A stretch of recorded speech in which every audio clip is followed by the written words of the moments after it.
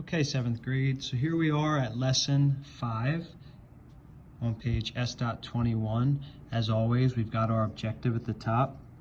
Today, students are going to use tables to construct graphs and determine if the graph represents a proportional relationship.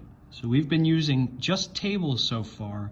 Today we're going to start to use graphs and learn, well, how can we look at a graph and see if it is a proportional relationship? Today is the 22nd of September. So Isaiah sold candy bars to help raise money for his scouting troop. Table shows the amount of money he sold compared to the money he received.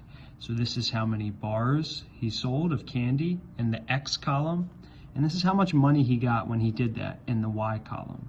So the first question is asking you, is the amount of candy bars sold proportional to the amount of money Isaiah received? And we know how to check this. If we take money divided by candy bars, if we do what's on the Y side divided by what's on the X side, that will give us our rate. So I want you to go ahead and do that. 3 divided by 2, 5 divided by 4, 9 divided by 8, and so forth, and see if this is proportional. Okay, so we should have seen that no, the amount of money Isaiah received is not proportional because the rate of money per bar is not constant. It changes. When he only sells 2 candy bars, he's making $1.50 per bar. As he sells 4 candy bars, he makes $1.25 per bar. Then he makes $1.13 per bar. And then finally, here you can see he only makes $1 for every bar he sells. So his rate is changing, which means this relationship is not proportional. I want you to remember that when we create this graph. So we're going to take these values and put them in this table down here. So 2, 3 is there for us. 4, 5, 8, 9, 12, 12. And we're going to use this table to create a graph. So the X value is candy bars sold. So that's going to go on the X axis. So we're going to label it here.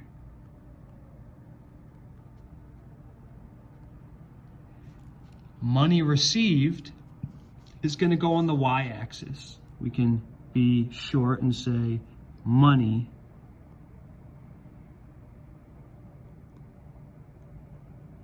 received. And now we're going to plot these like coordinate points. This is a 5th and 6th grade skill I know you guys have. So the first coordinate point is going to be 2, 3, and then 4, 5,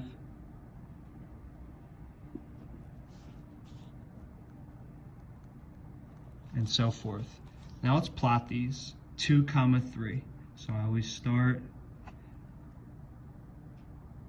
2, 3, first point, 4, 5, second point, 8, 9, 12 would be about here, 12.